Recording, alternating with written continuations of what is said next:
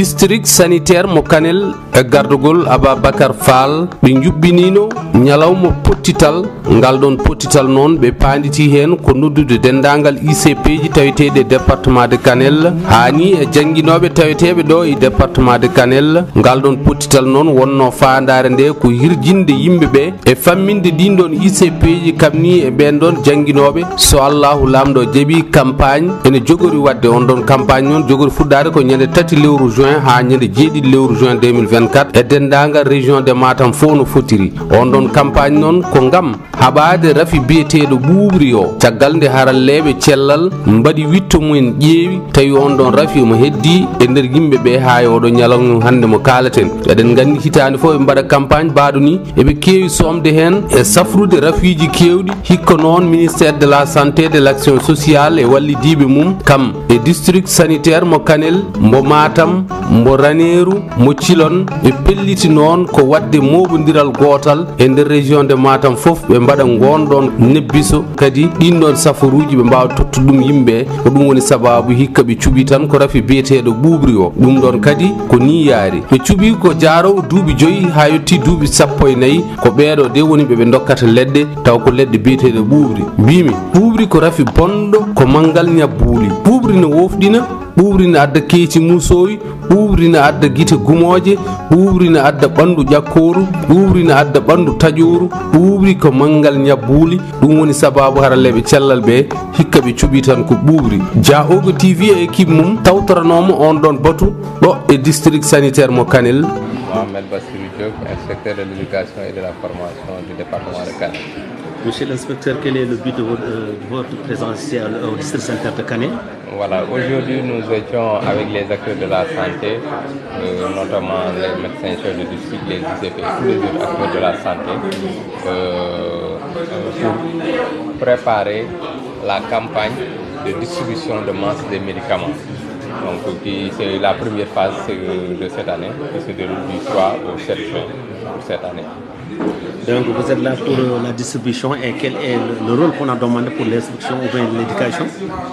Voilà, donc la cible est constituée des enfants de 5 à 7 ans.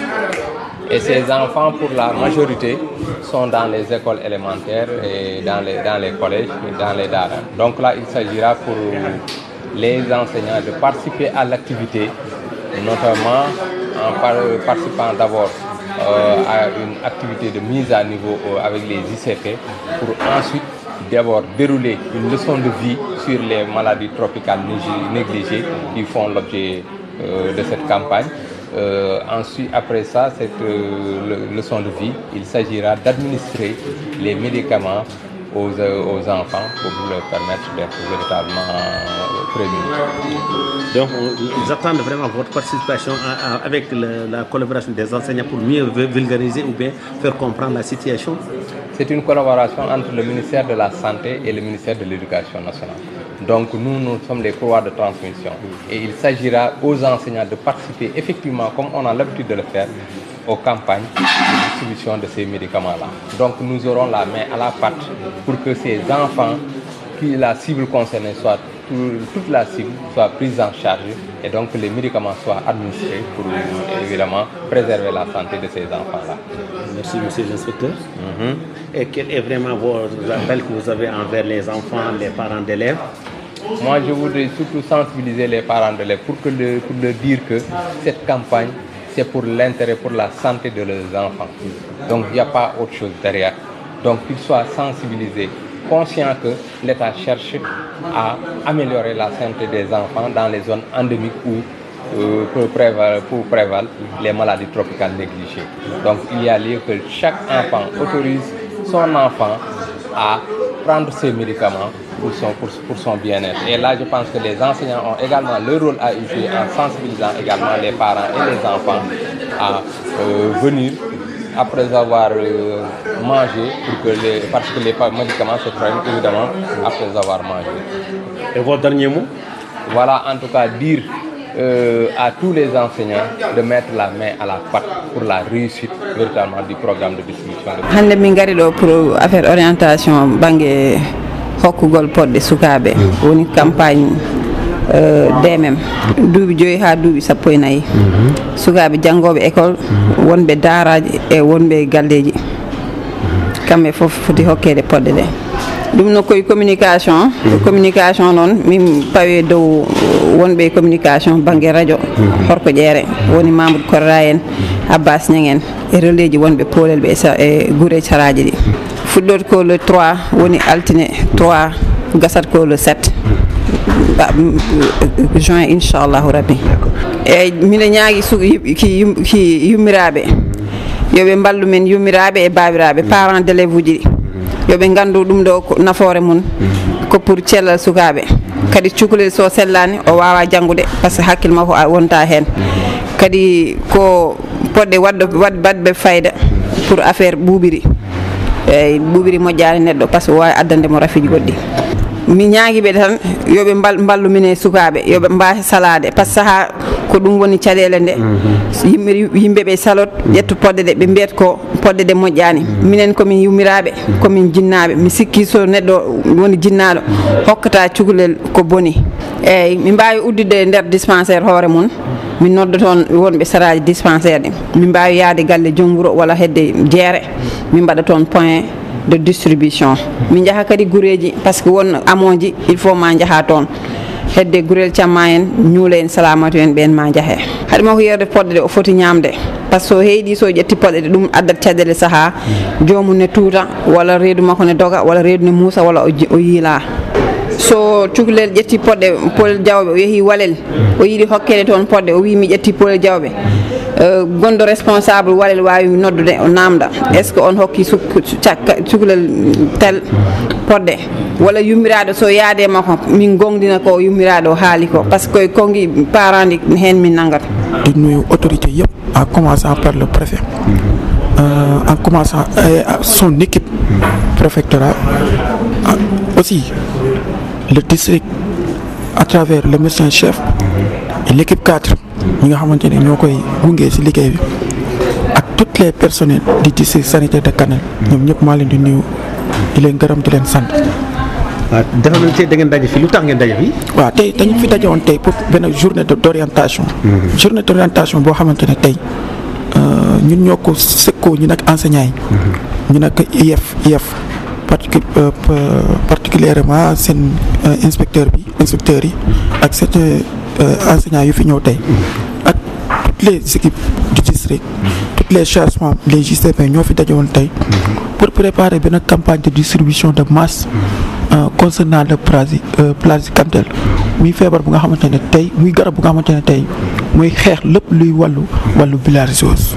muy bilharziose buy saw deret wala buy bilharziose boo xamante ne si mbaq yi lay nekk ngay cabinet di génnee ay deret te loolu la ñu fi daje woon pour préparer jox ko dugal ko si yóbbu ko si dëkk bi non seulement prévenir loolu mais aussi fajaale ñi nga xamante ne dañoo am problème boobu.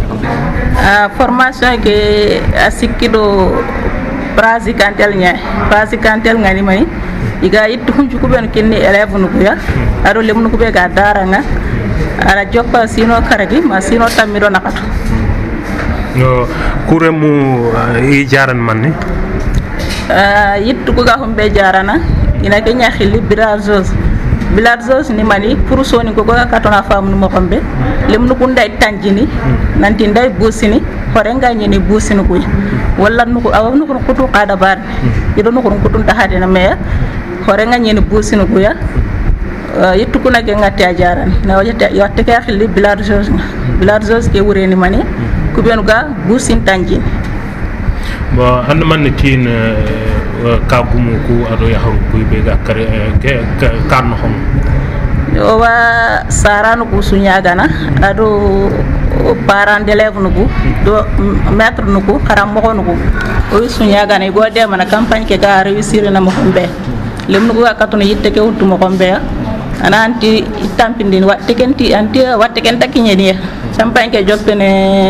lundi ñay xasso ke siko kata a ñeru du 3 au 7 juin 2024 a joppene tenenge ñay katta aljuma ke kasuriye kaso ke baga sikke kumbane a sikko katta ñeru lemne su ga yittube haqqe wuttu ça dépend asigem paqen wona sige ke a xencene wona hayagan xawante yittube haqqe ngot lemme go raway poddi taxande wuttu bana raway poddi muma wuttu kotana raway poddu hilli wuttu wona sige ke a xencene wona katatuno agan xawa yittube haqqe ngot o wasara no bu xanya gana campagne ke joppene altine ñay tenenge lemnu ku ndayri ne école ngay ñige min xon nga hugu parce que yitte ke Allah ngana mina ma dulle ngana nga nanga ba hiccana donc do wasara no ku ñagana ko ta su lemnu ku ndayte len ci bampo sadi gatale école nga o kaw hiccaw ndayri na nayi ibe ndayte ke do normalement ta xawanta hiccana menga andai an khom pakka nyaga andai dulle nyaga nga kunanga na itte ke ram piccene donc wasaran ku nyaga na ina lemnu ko suku bam pondi sari gatal école nga o kaw o yitte ke nday kinyani anay dullentiya aqatin en ƴetti toon ɗemgal pular wolof soninke kam ni e ɗemgal tubankore en kettoto Fatimata Diallo mo ganduɗa ko kañum jogui ko fate communication district o kono Fatimata Diallo ɓattiɗo bebtinowo golle hakkude district sanitaire mo Kanel e radio ji ɗi Fatimata Diallo bebtinowo hakkude district sanitaire mo Kanel e ɓen miskineɓe ɓe ngala doole gam o wawa wallude ɗum eɗen gandi kanko on banggue o hetti kettoɗen Fatimata Diallo tongana en golle ɗe ɗemgal pular. Assalamu alaikum bandiraɓe on calminama on jurama onon ñaga moƴƴere hande noon ko journée orientation ko fate campagne wiyete ko rafi village uji ɓuuri andirede e ɓuuɓri hitande foof noon no waɗe kono noon hikka inchallah hikka ɓe ƴetti ko rafi ɓuuɓri rawane wonno ko ɓuuɓri e jelpi kono hikka ɓe ƴetti ko rafi ɓuuɓri noon pukaɓe ƴetta ɗum ko rafi mo ganduɗa hoorema duumiɗo e diwan o ko surtout noon ko wiyete ko les facteurs de risque ne heewi ɗo facteur de risque woni maale ganduɗa hoorema neɗɗo so accani ɗum wadde ma dañ ɗum ko wayno ɓuftade e maayo ko wayno yaade guese taw waɗani bot anani walla aussi e beeli ɗi sukaɓe ne piiji hen ko rafiji ganduɗa hoorema sene naate ma a wawata ɗum tinde ko maale ɗe tan wawatma timde woni wiyete ko les installation de la rafi maladie o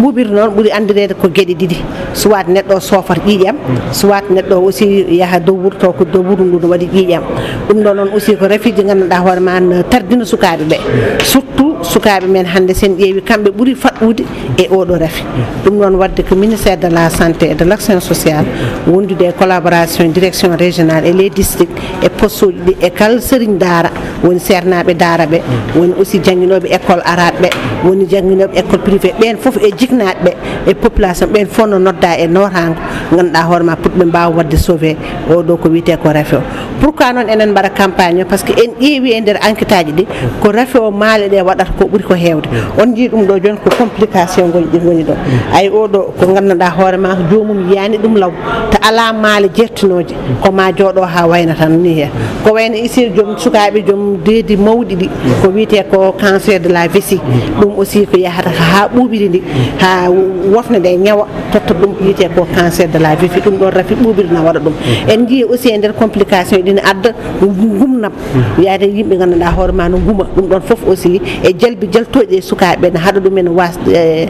ɗumen wasde miijade ne waɗa ɗum haɗa ɗumen wasde janggoyde wara ɓalɗi mabɓe walla ko ganduɗa hoorema ko wallitinoɓe e nder école ɗum ɗon foof noon so renti waɗi campagne o wadde importance par ce que so tawi hande en balli sukaɓe ɓe ha ɗum ɗo hande natti tottama leɗɗe ɗe ɓe jaari ko phase uji ɗiɗi enen payi le 3 au 7 décembre aussi en mbattat campagne goɗɗo pour wallidde ɓeɗon sukaɓe e renteneɓe ko wiyete koye rafi ɓuuɓiri oɗon aussi haɓe mbasa yaade ko wiyete koye complication no woodi aussi rafiji goɗɗi ɗi ganduɗa hoorema ko traité cas par cas ko wayno rafi sayandu ana so rawandu sayi war ngati neɗɗo sayat ko wayno aussi lèpre ko woni ko wiyete ko gana tartaho anen e rafiji goɗɗi ganduɗa hoorema gumnam ɗum ɗon mais ɗo e nder région hoore Matam ko rafi ɓuuɓri hannde ɓurɗo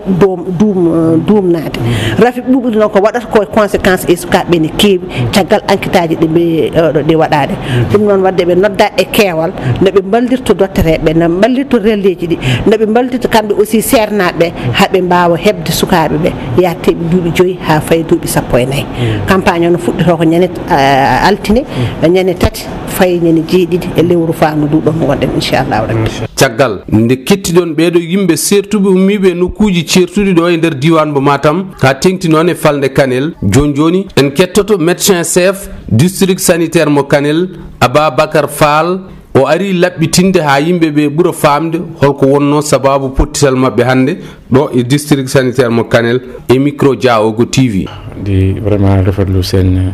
ñëw fii si Kanel tey ñu nar a waxtaan programme bu am solo muy campagne bi nga xam ni moom la ñuy waajal incha allah taala. waaw donc comme ni ma ko waxee léegi le ministère de la santé ak l'action sociale dafa am ay raisons yi nga xam ne dañ leen ciblé pour dérouler la campagne MTN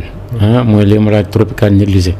donc si biir raisons yi nag Matam en fait partie et que Matam également tous les districts y compris le district sanitaire de Kanel donc ñu concerne par rapport campagne bi donc la différence mooy daaw. ak année yu wees yi campagne lañ traité bilharziose ak zéro alimentage mooy parasitose quoi médicaments yi xam dañuy faj parasitose mais cette année le ministère daf ñu demandé à ce que ñu mettre le focus sur la bilharziose donc campagne boobu nag ñoo ngi ko fas yéene tàmbali incha allahu taala altine bi ñëw mi le 3 mu war a dem bala 7 incha allahu taala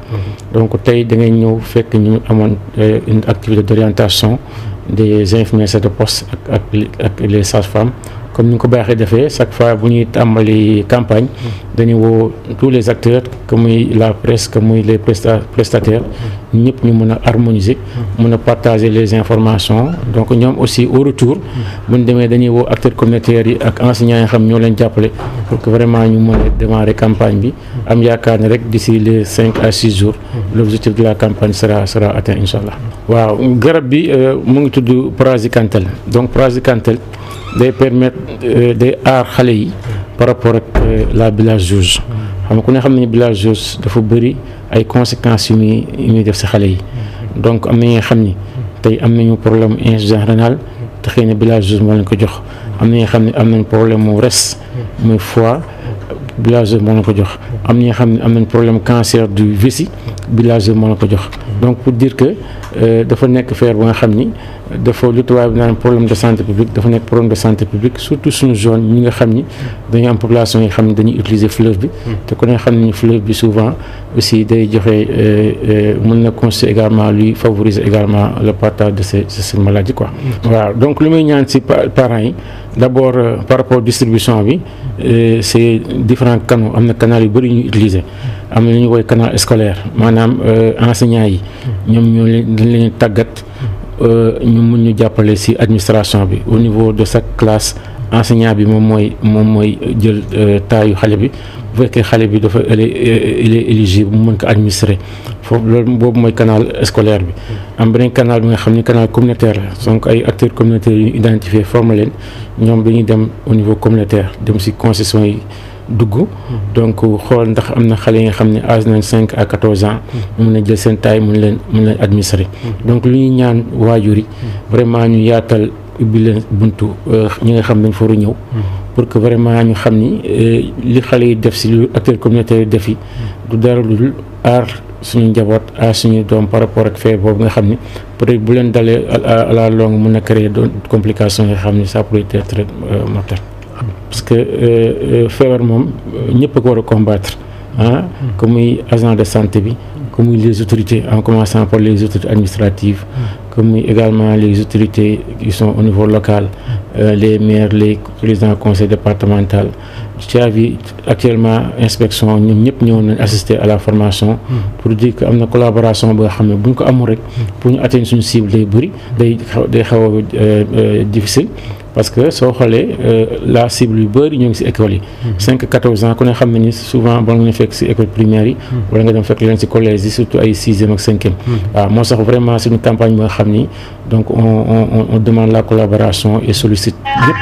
gars yi mën si jàpp pour que vraiment ñu mën